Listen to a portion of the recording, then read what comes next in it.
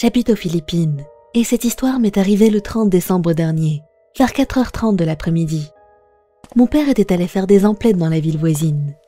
Dans cette ville, il y avait un marché avec les ingrédients les plus frais possibles, et c'était exactement ce dont nous avions besoin pour la préparation du repas du Nouvel An. Alors que mon père nous disait au revoir, ma sœur Mika a soupiré, comme si elle était inquiète pour lui. J'étais un peu surprise parce qu'elle insistait toujours pour l'accompagner où qu'il aille. Mais je n'ai pas insisté. Nous lui avons dit au revoir à notre tour, et nous sommes retournés à nos occupations. Après 17h, il a commencé à faire noir très vite.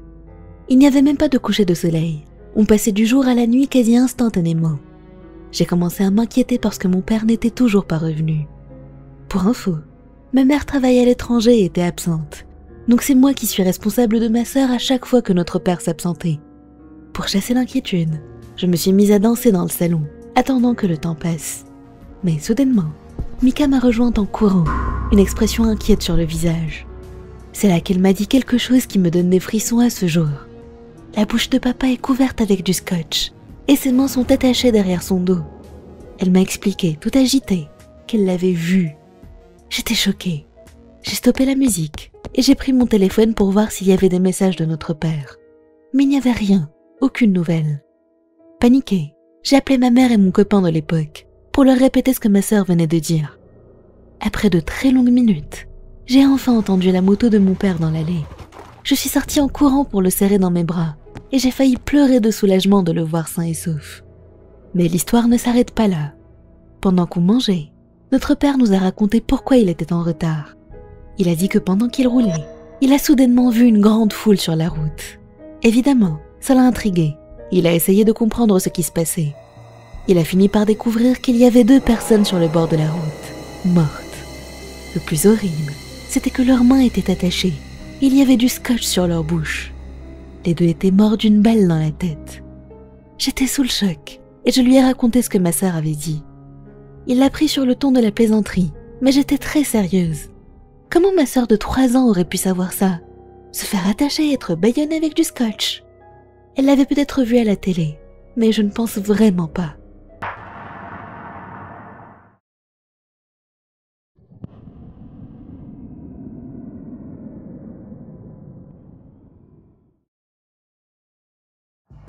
Cette histoire est arrivée à Win il y a à peine 2 mois. Il habite en Birmanie, un très beau pays.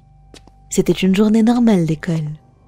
En général, Win se levait à 5h30 du matin et était rentré vers 13h. Après l'école, il était seul chez lui.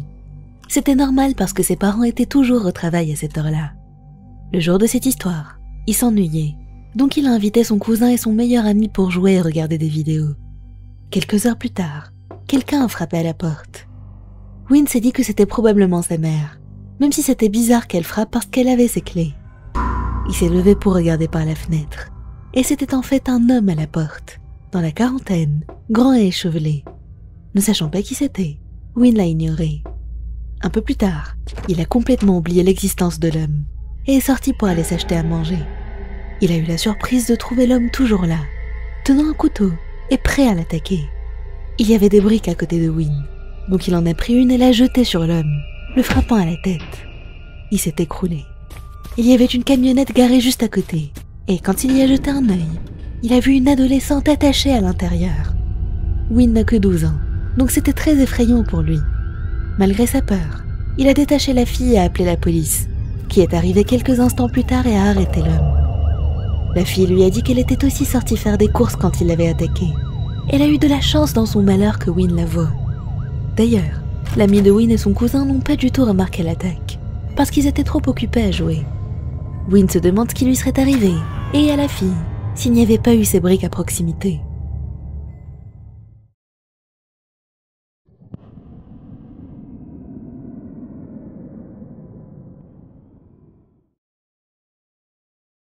Depuis son plus jeune âge, Noah était fasciné par le diable.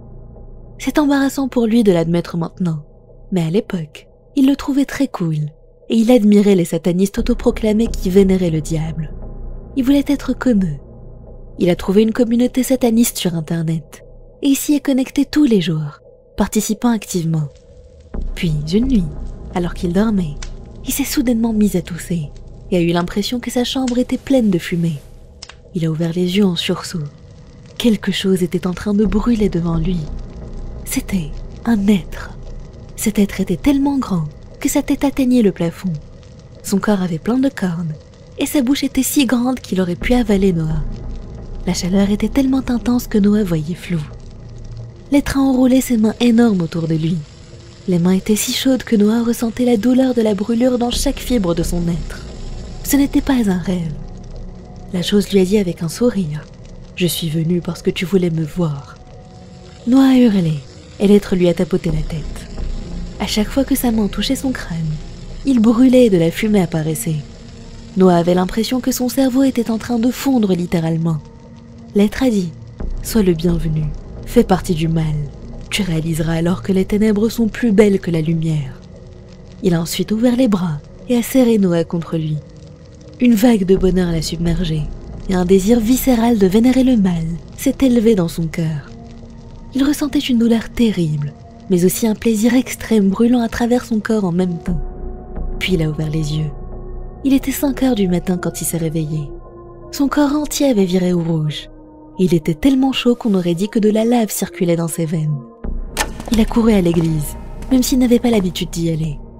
Le pasteur l'a écouté d'une oreille attentive, puis lui a dit « Il semblerait que le mal te veuille ».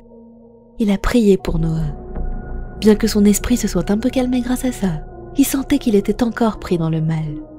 Cette nuit-là, quand il a ouvert la porte de sa chambre, il s'est retrouvé face à un autre endroit. C'était un monde rouge infini couvert de lave. L'air était tellement chaud et toxique qu'il était difficile pour Noah de respirer. Il a entendu les cris d'innombrables personnes, et des démons énormes ont couru vers lui en agitant des masses tout aussi énormes. Et quand ils ont commencé à l'attaquer, Noah s'est surpris à riposter. Mais devant eux, il n'était qu'un petit chiot en comparaison. Il a repensé à ce que le pasteur lui avait appris, et s'est mis à le réciter. Alors qu'il prononçait les mots, des fissures sont apparues dans les corps des démons, et de la lumière en a émergé. Ils ont crié d'agonie. Leur cri était plus puissant que 100 rugissements de lion.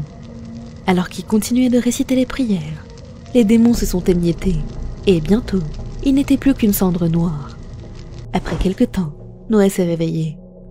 Il a écrit son expérience dans la communauté sataniste, et les internautes se sont émerveillés qu'il ait vraiment rencontré des démons. Certains lui ont dit qu'il voulait vivre la même chose, et de leur expliquer comment faire. C'est là que Noah a su qu'il était temps de quitter cette communauté. Depuis ce jour, il a accroché une grosse croix chez lui, et s'est mis à réciter des prières chaque nuit avant de dormir. Il a arrêté tout lien avec le diable, et depuis, aucun démon n'est apparu devant lui. Mais parfois, il retrouve des cendres et de la fumée dans sa chambre. À chaque fois que ça arrive, il récite des prières, et ça finit par disparaître. Mais il les sent malgré tout, même au moment où il nous raconte ça. Cette odeur forte et sinistre de fumée toxique. Noah sait qu'ils sont autour de lui à tout moment, et il a peur qu'ils le suivent pour toujours.